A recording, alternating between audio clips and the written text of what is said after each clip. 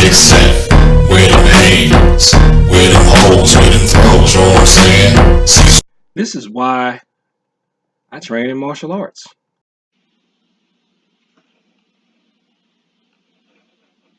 I miss my son. It still doesn't seem real to Raheen Al-Amin. His son Elijah, just 2 weeks from his 18th birthday. That's it. He had so many dreams what he wanted to do. He wanted to be in hotel management. He wanted to move different places, and I was just like, Elijah, you get there, you know what I mean? And The 17-year-old hoping to fulfill those dreams after his senior year at Apollo High School. I mean, he was just a good kid going to school. Elijah was attacked at this Circle K near 67th and Peoria Avenues in the early morning of July 4th. According to the court paperwork, the suspect, Michael Paul Adams, told detectives he slit Elijah's throat because Elijah was listening to rap music, which made Adams feel unsafe because he claims in the past he's been attacked by people who listen to rap music and that people who listen to rap are a threat to him and the community. You had to kill him because his music's too loud? Adams had just been released from prison on Tuesday following a 13-month sentence for aggravated assault and other charges. Do you understand the term one? Not really. His attorney at his side during his initial court appearance for Wednesday's stabbing. Knowing that he suffers from autism, ADHD, as well as potential other mental illnesses, they released him without medication. In a statement, the Department of Corrections says in part that Adams was not designated as seriously mentally ill. He was provided contact information for services in the community. We regularly fail our mentally ill and mentally handicapped population, and too often they find themselves in the criminal justice system.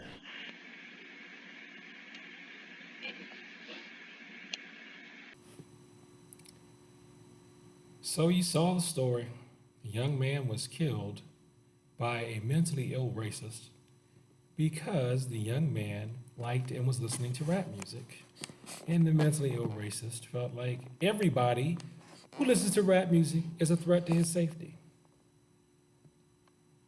Now, I know back in the day I've told people that at least on one instance, somebody was threatening me and acted like he wanted to pick a fight with me because I was listening to music loud, and I think the guy had a knife. I think he was trying to provoke me so that he could have an excuse to stab me. And of course, people told me, no, you're being paranoid. And it turns out I was right. So if you want to talk about this is why I train in martial arts, this is why. We have a lot, and I mean there are a lot of people walking around here who have mental problems coupled with evil, sick, sadistic attitudes. And our country is just failing to keep these people cared for and medicated. Now, I want to be about solutions and about giving self-defense tips, in addition to giving my condolences for this young man and his family. The only thing I could think that you could do to try to prevent something like this, besides trying to practice awareness and just don't play music so that other people can hear it. I swear, I know we should be able to play music however we want, and this is not me blaming the victim by any means at all. If there's anybody to be blamed, it's the state and the legal system who did not make sure that that man who, from what I heard from other people who covered this story, had already been arrested twice for violent crimes. He should have been locked up and just not been allowed back in the regular society. That's where the fault is. That's where the fault lies. Not on the young man who got stabbed to death, or should I say his throat slit.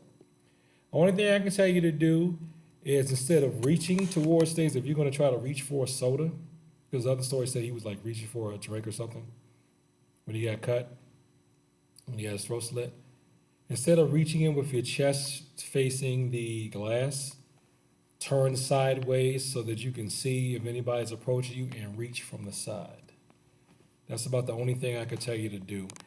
And that was something I started doing when I was young, because I felt like people were sneaking up behind me. And apparently I probably was right. Because that way, if you're sideways, you can use your peripheral vision and you can see if there's somebody coming up here. And plus, it shows that you're alert. If you just look around before you reach into something, you may see somebody coming up, and if you reach it sideways and still looking, like this while you're reaching inside for something. So your shoulders, or you're at either at a perpendicular to, or you're at a 45-degree angle towards the glass door. Don't be flat towards the glass door so that you can't see anything that could be coming up behind you. Also, too, if you get to stand flat, what you can do too is look in the mirror of the glass. Look in the mirror of the glass and see if there's anybody coming up behind you. And just try to be aware. That's the best I can tell you. And even all that is not a guarantee that some mentally deranged person won't get a blade in you. But if you do those things, I think those things can help. I mean, again, I can't necessarily prove that that's kept me from being attacked. But they are good things that you can do. And I've used them, and I still continue to use them. You know, you can call me paranoid, but whatever. I mean, you can't say the absence of evidence is the evidence of effectiveness. But this is just some food for thought. So,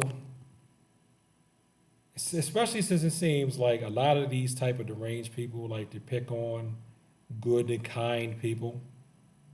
I bet you if it was truly some sort of gangster thug type that may have had a gun on him, that racist wouldn't have came out there with his blade. Personally, and this is just my opinion, I think that insane deranged racist was just picking on someone he thought was an easy target. That's what I think. I have no proof of that, but that's just my opinion. He just decided to pick on an innocent young man.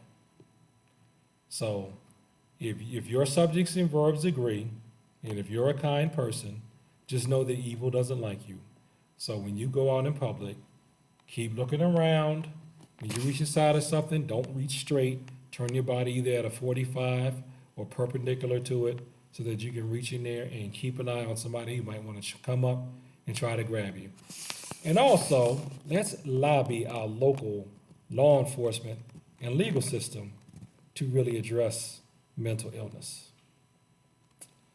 Because this is just ridiculous right here. This don't make any sense at all. Thanks for watching this video. Like, comment, and subscribe. Please share this with people like to talk about the martial arts.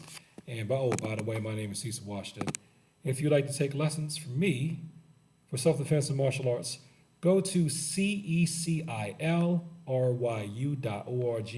cecilryu.org, and peace.